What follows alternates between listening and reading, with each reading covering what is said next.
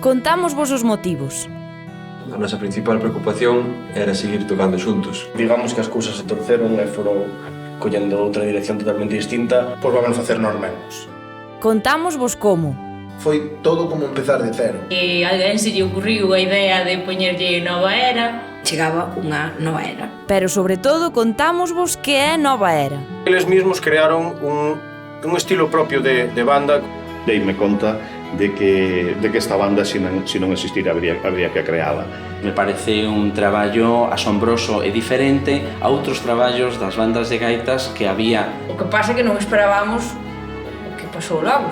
Tuvo que intervir o presentador para que pudéramos marchar. Se tuvera que definir esta época en dúas palabras serían intensidade e ansiedade. Por momentos pensaba que a banda que se iba a romper.